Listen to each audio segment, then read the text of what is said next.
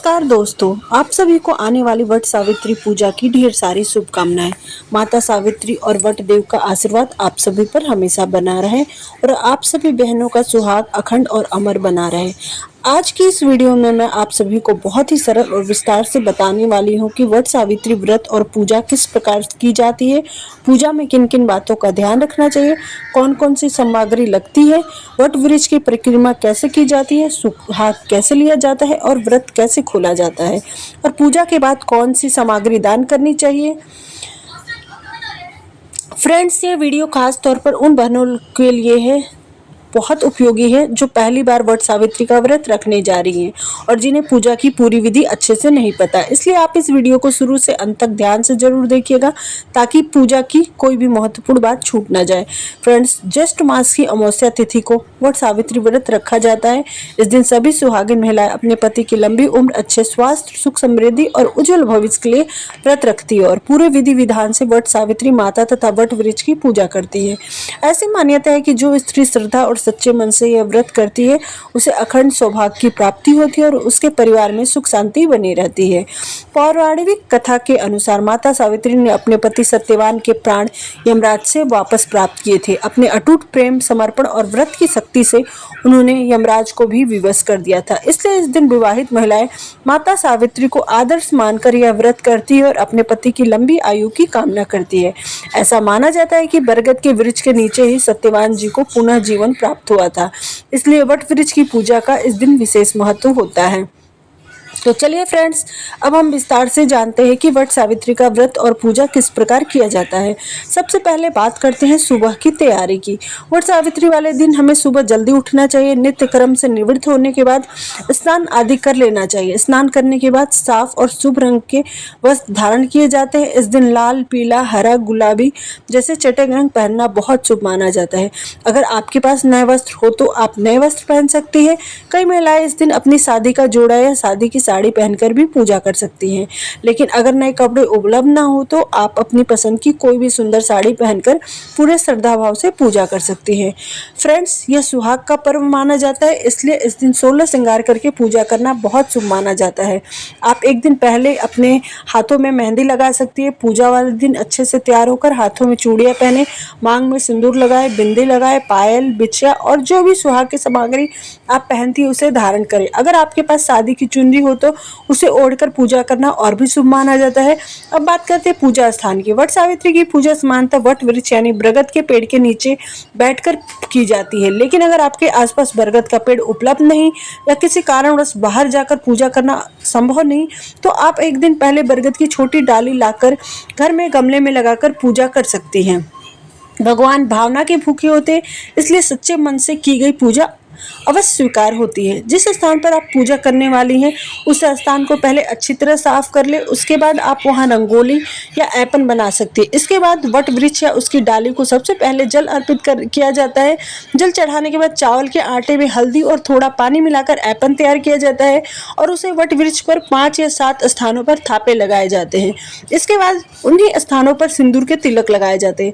Friends, Vat Savitri पूजा में what वृक्ष के पत्तों का भी विशेष महत्व होता है। इस दिन कई महिलाएं बरगद के पत्ते का गहना बनाकर पहनती है। आप बरगद का एक साफ पत्ता लेकर उस पर सिंदूर का तिलक लगा सकती हैं या चाहे तो अपने पति का नाम भी लिख सकती हैं, फिर उसे अपने जूड़े या बालों में लगा सकती है। ऐसी मान्यता है कि माता सावित्री ने भी वट वृक्ष के पत्तों का गहना पहनकर पूजा की थी। इसके बाद पूजा से पहले खोइछा लिया जाता है। अगर घर में कोई बड़े बुजुर्ग है तो उन्हें खोइछा लिया जाता है। अगर आप अकेले पूजा कर रही हैं तो स्वयं भी खोइछा ले सकती है। खोइछा में पूजा के लिए बनाए गए भोग प्रसाद में से थोड़ा थोड़ा लेकर आंचल में बांधा जाता है। ऐसा माना जाता है कि खाली आंचल से पूजा नहीं करनी चाहिए। अब पूजा प्रारंभ करने से पहले गणेश जी और गौरी माता की स्थापना की जाती है। कई स्थानों पर गाय के गोबर से गणेश जी और गौरी माता बनाए जाते हैं। इसके बाद सबसे पहले दीपक जलाया जाता है। अगर आप बाहर पेड़ के नीचे पूजा कर रही हैं तो मिट्टी का भी दीपक उपयोग करना शुभ माना जाता है। घर में पूजा कर रही हैं तो किसी भी दीपक का उपयोग कर सकती हैं। दीपक जलाने के बाद सबसे पहले गणेश जी को रोली और अक्षत अर्पित किए जाते हैं। इसके बाद गौरी माता को सिंदूर अर्पित किया जाता है। अगर आप चाहे तो शादी वाले सिंदूर दान से भी सिंदूर चढ़ा सकती है या नया सिंदूर भी उपयोग कर सकती हैं। गौरी माता को सिंदूर चढ़ाने के बाद महिलाएं स्वयं अपने मांग में सिंदूर लगाती है और फिर पूजा प्रारंभ करती है। इसके बाद गणेश जी, गौरी माता और वट वृक्ष को कलावा अर्पित किया जाता है। फिर सभी को फूल अर्पित किए जाते हैं। फ्रेंड्स, वट सावित्री की पूजा अधिकतर महिलाएं मिलजुल कर करती है। कई जगह महिलाएं समूह में बैठकर कथा सुनती है और भजन भी गाती है। इससे पूजा का माहौल बहुत ही सुंदर और भक्तिमय हो जाता है। वट सावित्री पूजा में कथा सुनना भी बहुत जरूरी माना जाता है। अगर आपके पास कथा की पुस्तक है तो आप उसे पूजा स्थान पर रख सकती हैं। पूजा में बांस के पंखे का भी विशेष महत्व होता है।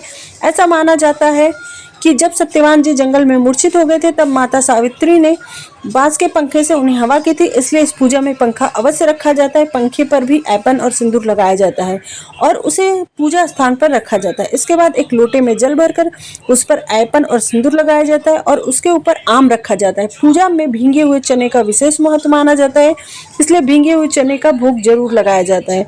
इसके साथ ही 5 प्रकार के फल, पूड़ी, ठेकुआ, गुलगुला, मिठाई और अन्न प्रसाद भी चढ़ाए जाते हैं। अलग अलग राज्यों और परिवारों में भोग की परंपरा थोड़ी अलग हो सकती है, इसलिए आप अपने घर की परंपरा के अनुसार भोग लगा सकती हैं। फ्रेंड्स, इस दिन फल और सुहाग की सामग्री का दान भी किया जाता है। जो भी फल आप दान करने वाली हो उन पर सिंदूर और एप्पल लगाकर पूजा स्थान पर रख दे। इसके साथ ही सुहाग की सामग्री जैसे चूड़ी, बिंदी, सिंदूर, कंघी, बिछिया, महावर आदि भी माता सावित्री को अर्पित किए जाते हैं। अगर आप चाहे तो कुछ सामग्री अपने लिए भी रख सकती है और कुछ दान कर सकती है। कई महिलाएं इस दिन दक्षिणा या पैसे का दान भी करती हैं। इसके बाद धूप दिखाकर प्रेम पूर्वक पूजा की जाती है और फिर वट सावित्री व्रत कथा सुनी जाती है। कथा सुनते ही समय हाथों में चने के दाने रखे जाते हैं। कथा समाप्त होने के बाद वह चने के दाने वट वृक्ष के नीचे छोड़ दिए जाते हैं। अब बात करते हैं वट वृक्ष की परिक्रमा की। वट सावित्री पूजा में वट वृक्ष की परिक्रमा का बहुत महत्व होता है। सामान्यतः 108 परिक्रमा की जाती है, लेकिन अगर किसी कारण से 108 परिक्रमा करना संभव न हो तो 5, 11, 21 परिक्रमा भी की जा सकती है। जितना परिक्रमा करनी हो उतने चने के दाने हाथ में रख लेने चाहिए ताकि गिनती में गलती ना हो। परिक्रमा करते समय कच्चा सूत और सिंदूर हाथ में लिया जाता है। सबसे पहले वट वृक्ष को सिंदूर लगाया जाता है और फिर कच्चा सूत लपेटते हुए परिक्रमा की जाती है। हर परिक्रमा के साथ चने के दाने छोड़े जाते हैं और मन ही मन प्रार्थना करते हैं, हे वट देव, हे ब्रह्मा विष्णु महेश, जिस प्रकार माता सावित्री ने अपने सुहाग की रक्षा की उसी प्रकार हमारे पति की भी रक्षा करे और हमें अखंड सौभाग्य का आशीर्वाद दे। अगर परिक्रमा के दौरान धागा बीच में खत्म हो जाए तो वहीं से नया धागा जोड़कर परिक्रमा जारी रखी जाती है और अगर धागा बच जाए तो उसे वट वृक्ष में ही लपेटकर छोड़ दिया जाता है। ध्यान रखिए कि गर्भवती महिलाओं को परिक्रमा नहीं करनी चाहिए।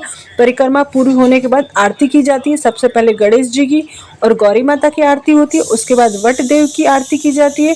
इसके बाद लोटे में रखा जल और आम लेकर वट वृक्ष को जल अर्पित किया जाता है।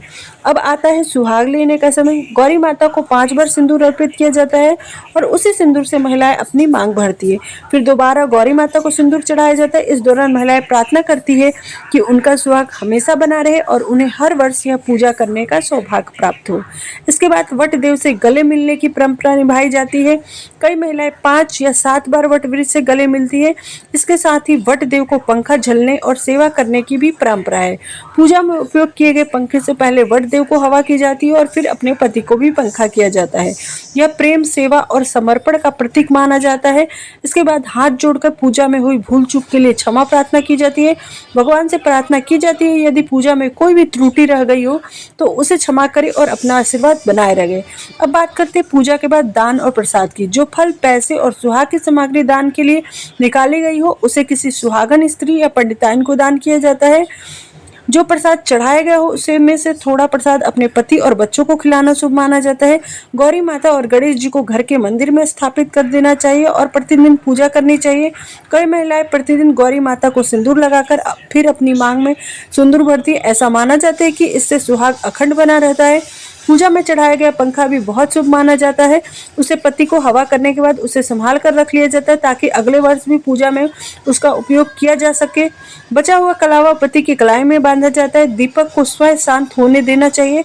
आम को प्रसाद के रूप में ग्रहण किया जाता है। फ्रेंड्स, वट सावित्री व्रत 2 प्रकार से किया जाता है। कुछ महिलाएं पूजा तथा तक निर्जला व्रत रखती है और पूजा के बाद सात्विक भोजन ग्रहण करती है। वहीं कुछ महिलाएं पूजा के बाद फलाहार करके शाम को एक समय मीठा भोजन करती है। अपने घर में जिस प्रकार की परंपरा हो उसी प्रकार से व्रत करें। अगर आप पहली बार यह व्रत रखने जा रही हैं तो श्रद्धा और विश्वास के साथ यह व्रत अवश्य रखें। माता सावित्री और व्रत देव का आशीर्वाद अवश्य प्राप्त होगा। सबसे महत्वपूर्ण बात यह है कि पूजा पूरी श्रद्धा, भक्ति और सच्चे मन से करनी चाहिए। तो फ्रेंड्स, इस प्रकार वट सावित्री का व्रत और पूजा पूरी विधि विधान से किया जाता है। उम्मीद है कि आज की यह विस्तृत जानकारी आप सभी के लिए बहुत उपयोगी रही होगी। अगर वीडियो अच्छी लगे तो कमेंट में हर हर महादेव जरूर लिखिएगा। अगर आपका कोई सवाल हो तो आप कमेंट करके पूछ सकते हैं। एक बार फिर से आप सभी को वट सावित्री पूजा की ढेर सारी शुभकामनाएं। माता सावित्री और वट देव का आशीर्वाद आप सभी के परिवार पर सदैव बना रहे। वीडियो देखने और अपना कीमती समय देने के लिए आप सभी को तहे दिल से बहुत बहुत धन्यवाद।